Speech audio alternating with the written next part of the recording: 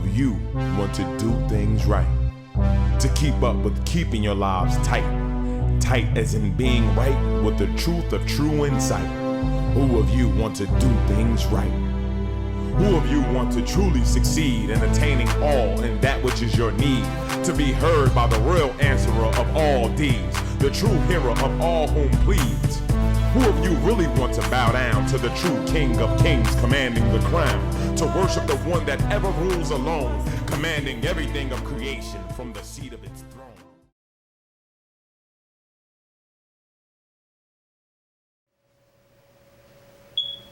Good afternoon or good evening. Welcome to an A.H.A.D moment, the calm before the storm.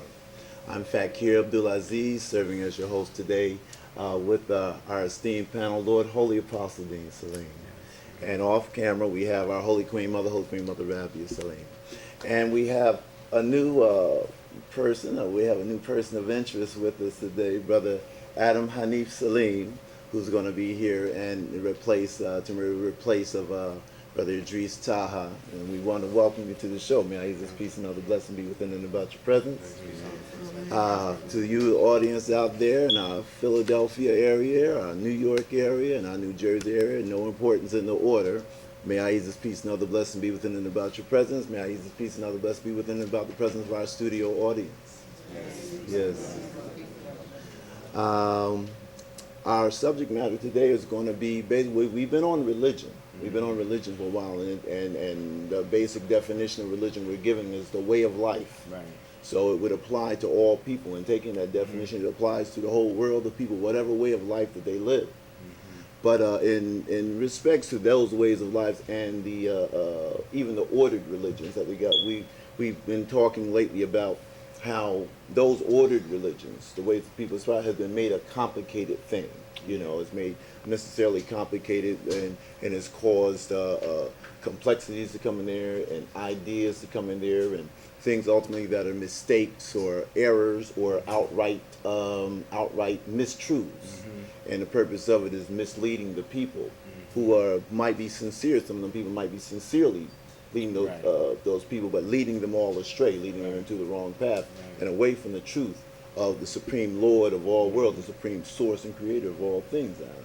And in doing so, we want to come back to how religion, if we may, Lord, should be treated simply. It's a very simple thing, and we were talking about the premise of the subject of Ahezaah, the Lord of all world, being called the, you know, the article, T-H-E, the definite article of all things. Right. In Hebrew it's El. In Hebrew, in Arabic is Al, Nas, you know, stating, being the defining thing of whatever's being talked about, like the attributes of Allah, you know. First of all, I would like to welcome you to the show. You know, you did a good job last week with me, you know, and hopefully you'll continue on and keep up what our brother Idris had been holding up, you know, for so long. You know, we want to keep that same level of perfection and what have you, and maybe even increase on it, you know. But I'm Tim, the young scholar. I'm a little intimidated right here. Why would you be intimidated? You the old scholar. You think the young scholar go you know, try you, huh? When the young lion comes in and kicks the old lion out. Right? I ain't gonna let that happen. Don't worry about it. I'm the Lion of Judah, right? Yes, sir. Yes, sir. But you know, I gave thought to the mercy and compassion of the Lord Ahezaah, and how it has come down again unto the level of man's mind, my mind, and to make me a sign of it's being the messenger, its word, because it is the reality of everything. So, you know, we may call ourselves messengers and prophets, but it is the one who is really the prophet and the messenger, you know, and it speaks its messages through us, and that's why in the Holy Quran it calls us signs of Ahezaah or signs of Allah, And people don't know that the signs of Allah are its prophets as well as other things, that is indicative of its hidden being, But it's such a merciful happening with it being compassionate enough to come down and let us revisit the divine information that it has given to the minds of humanity since the beginning. We have, as human beings, we have a tendency to forget over and over again. And for some reason, in the language of Islam, in the language of the Arabs, they have taken the message of the Quran and they've done a lot of twisting and turning and redoing and fixing what wasn't broke. And I once heard a brother say, if you really want to know, if the Jews, the Hebrews really want to know about their history through their language, they have to go back to Arabic because it is more original than the Hebrew language. And but in the Hebrew language, this is what I'm saying, but in the Hebrew language, they specify El as an entity, a thing. You see, by calling it the Lord El, and recognizing it in names of its servants, like Emmanuel, Samuel, and even the angels, Gabriel, that's all about El, the incomparable thing that's indescribable, really. And but in Islam, they have taken words and what you call them when you take two words and you put it together? Compound. They compound the words and make it one word or a name or indication. And so many Muslims don't know, they don't realize that Allah is a compound word. It's Al for the and Ah. The same breath that the Lord El breathed into all creation, which is called Ah. That's what it has told me. You see, making it simpler to understand what Allah is. How many people explain the meaning of Allah? They don't, but I just did. It is the Ah, the breath, and the hue, the essence. And by me saying that, the hue, the essence, it goes to chapter 112, the Holy Quran, where they say, Kul huwa Allahu Ahad Allahu as-Samad.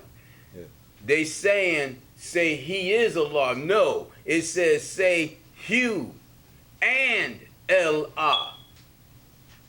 Hu and the Ah is one. Ahad is one.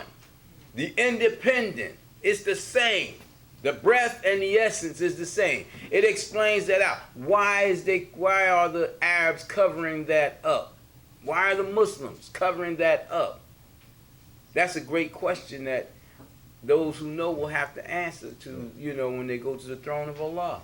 Why you put a covering on my names, on my attributes, on my reality? And then we get back to that thing they call Noon. What you see is they trying to take away from the Holy Quran, and they already given it so lowly a meaning, and they made it common to the language where it don't mean nothing in many of the words. But they know that Noon represented that which is to be recognized as the reality in all things. Then we go to the Lamb, like Aleph Lam Mim. They know that Lamb have been expressed to mean the Noah, the all-knowing one. Now I question the Christians and the Hebrews who knew the Lamb of Allah, that they depict and turn into a lamb. of the land, and said that was Jesus, the lamb, like an animal lamb, instead of the knowing Jesus, the one knowing of the Lord, instead of the one who is a sacrificial being for the people, so that they could just do what they did to him on the cross, like he welcomed it, which he did not. You know? So that's my little introduction to what we're talking about. So where we at? Don't get lost now. Well, you don't become a student up here, right? Well, that's a difficult. I'll assure you, that's a very difficult thing not to be. That was real interesting, because just to sit back and think about how the devil, because that's all it is, have made things relative to what they wanted to make it relative to, because they said Jesus was the lamb, and you thinking about, Abraham was going to, and was Mary had a little sacrifice a lamb. Mary had a little lamb. That was Jesus. Right. Right. Yeah. Right. And instead of making us recognize that lamb was the word. Yeah. Being all knowing. Yeah. Wow. Very interesting. Well, certainly making lamb exclusive and excluding the knower, right? Expounding that. Yeah. That's what it was all about.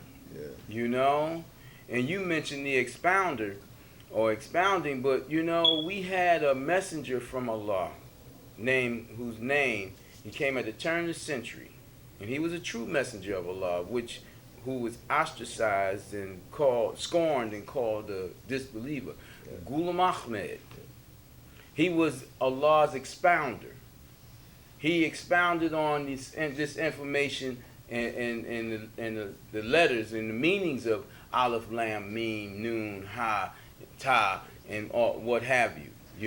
Because Allah gave him that in calling those Muslims of the world back to the true way of Muhammad. And I'm not talking about the Sunnah, because they've turned the Sunnah into something that they practice outwardly, and that is not what Muhammad's true Sunnah was. The true Sunnah of Muhammad was a mental application to life. A cognizant application to life. Not just that physical outward application. The devil, she mentioned the devil, and its advocates want you to stay with the outward applications and never go in. Islam had the religion is taken as as, or the lamb. The religion of the knower was never meant to be just a mere practice of physical art in the way you walk and talk and pray and bow down. It was never meant to be that. That's not the ultimate end of that. Anybody can play, act, and do that. That's why you can have actors who can go on screen and act like they Muslims. Because they got everybody geared towards the outward manifestations of the physical practice. But if the Muslims themselves took responsibility, and not just the Muslims, but the Hindus, Jews, Buddhists, all of them who had received the word, the people of the book before Muhammad. If they all had taken responsibility, it would not be so easy for someone to act like they are something that they are not, in terms of the knower, being of the knower. Because it's an inward spiritual path. And what we have turned to is what we call a broken path of Muhammad now, to a religion that they've created that they call Hadithism, that Allah, in the name of Ahezaah, calls Hadithism, and that's what they live by, man. What's them books they have? The Hadiths. The Hadiths. They live by the Hadiths. They live by the Hadiths, by the words of men. Yeah, Bukhari. And so-called scholars, and not by the divine word that Allah sent down to its prophet. It was only one prophet of its Arab prophet in Mecca of Islam. That was Muhammad. And they said he was one worthy of praise, which is a lie. He was one who praised much, and he praised Allah much. And they turn around, like the people of Christianity, turn you to Jesus and worshiping Jesus as the Lord over the Lord of Lords, to Muhammad, one worthy of praise over the only one worthy of praise. And Muhammad himself will tell you he was not worthy of praise because everything that he uttered came from the one worthy of praise. Everything he did of good came from the one that is the reality, the real power, the source of life. So how could he be worthy of praise if he was a lamb, a Noah? Huh? Yes. The world of Muslims turning people or adding something to the Quran, which was, in fact, most reflective of what Muhammad's mind was. Yes. See, Ahezaah, Allah in the name of Ahezaah refers to the Holy Quran when it's talking to me as the Holy Quran of Muhammad. Just like this passing day, Muhammad said to those who believe in Allah on the last day, this is the last day of Muhammad. This passing day of the Lord was named Muhammad. So it was the day of Muhammad and the book of Muhammad. And Muhammad was clothed in the flesh and the mind of humanity. And Allah spoke through him. And trust me, the distance between Allah and man is greater than the distance between man and a book. So don't think that when we say he was the book, that we putting him down. You know? Allah does as it wills. If it want to make a living book of a man, then that is it. And that was Muhammad. Huh? So who had the right to change that? The Muslims say that the Holy Quran is the only protected book of divine scripture. Is it now? Because in the translation, it is corrupted. And they say that Arabic is so difficult, if not impossible, to be translated, the Arabic of the Holy Quran, in other languages. So therefore, they can't translate it. Is that true, or are they lies they cover as a truth? And why is it that the Muslim world would allow, I'm talking about the Muslim world, why is it that they would allow this to happen? You got some little black African-American, dark-skinned African-American who has no real heavy civil or social or legal or whatever education that knows more than the scholars, that realize more than the so-called Sufis. What's going on? How is that? Because the world has gone astray. And you got actors that's in the position of those who were sincere and real. And people accept them for their acting and don't test them on their truth. Now, we've had many people who've called me all kinds of names and said all types of things about me. Angry when they see me on this television screen. Angry. But where have they found me wrong? Even today in this conversation, where am I wrong? In 31 years, Ahezaah has not given me wrong for the people. Therefore, they stay off of me, or they stay back angry and what have you, and the angels won't let them get near me. But if I was wrong, they'd be all up on me.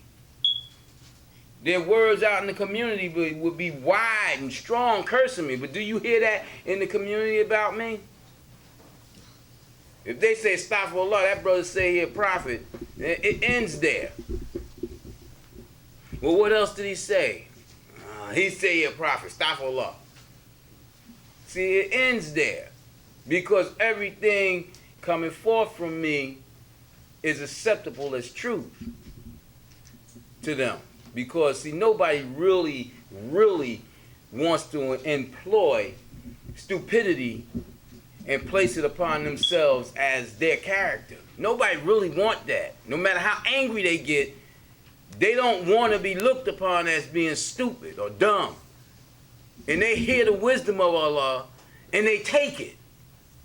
Now they quietly sneak around and promote what I'm saying. Mm-hmm. Change the language. I remember so many years ago, they had stopped spelling the name of Allah, A-L-L-A-A-H. And once we start doing it, and people say, hey, why they spell that name like that? All of a sudden, you see Allah's name being spelled correctly in these phonetics. Because it wasn't A-L-L-A-H, it was A-L-L-A-A-H. And actually, you could take that second L away and put it up, dash in between and capitalize the second A. And you still be correct. Allaah in their language. They know that, but see, that's too hard. It's too heartbreaking, and it's too hard for them to go that far, to take a step that deep and do that. They'll say, who the hell are you doing that? You're a follower of that whatever? You'd be surprised. Probably follower of Allah. They need to follow Allah's instructions. Yeah. That's the truth of the matter. If we was to follow simplistic thing of life, see, just like Anun. I say Al-Nun, but it's Anun, with Nun being I believe a sun letter, an Arabic sun letter, meaning it keeps its power and don't change with the definite article being indicated that it is something, you know. But if they was to let people know that the religion of Islam, or the religion of the all-knowing one, was placed down so that people would have a path to realize the all-knowing one, the one that's hidden in everything, the one that's at every place at all times. You got some people that say Allah is not even ubiquitous. They say it's not at all places at all times, it's seated on the throne. Not realizing that El is Allah. And that the form of Allah was created as a service to us, to humanity, or those who have recognition of things. So it was created as a service to us, for us to have a point, a direction, to bow down in, just like the Qibla that's in Mecca, and that was in Shiloh, that was in the Ganges, you know, that's now in the United States of America with us. Point of reference. A point of reference. And that's what Allah is on the throne, a point of reference for all creation. But El is greater than that, than what it formed as the Lord of the throne. And it is at all places, at all times, because it's not just the Lord of the throne, it's everything. Everything's reality. Everything's source of life. Huh? You think about it. What do it gives us in life? It gives us breath, essence, time, space, emotion, to exist. Without those things, you ain't existing. You're not alive. And of course, it gives us mind. And what is man's kind? If man means mind, then everything with a mind is a man.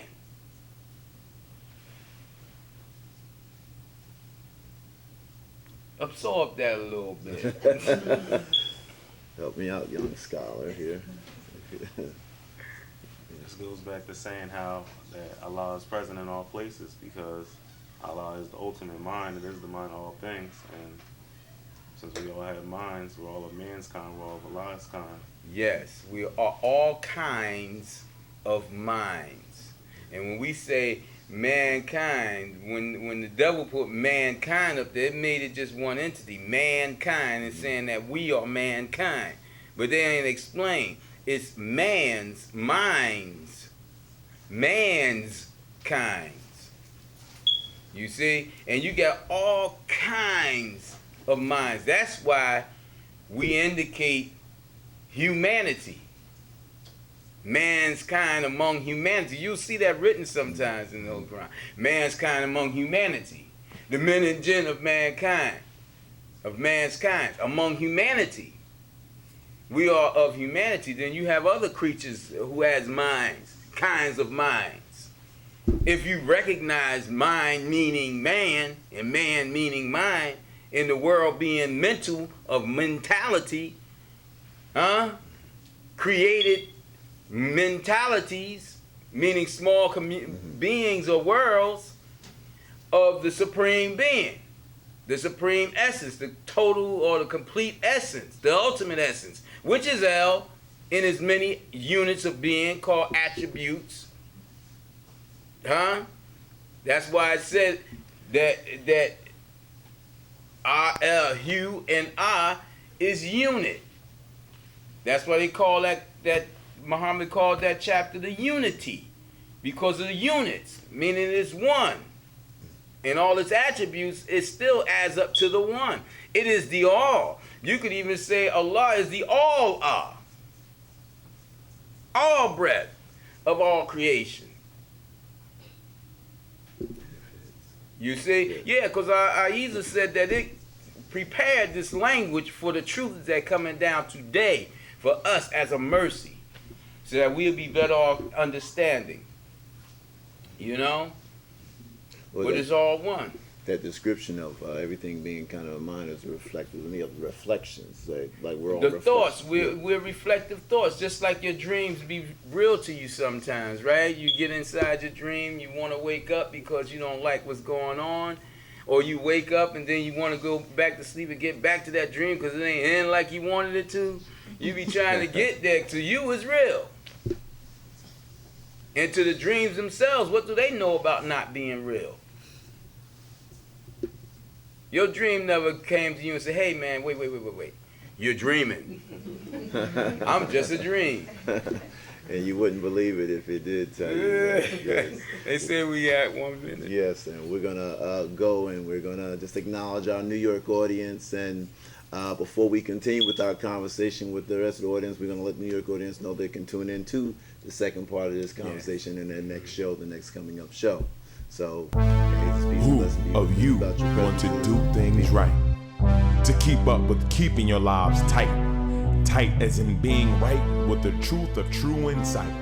Who of you want to do things right? Who of you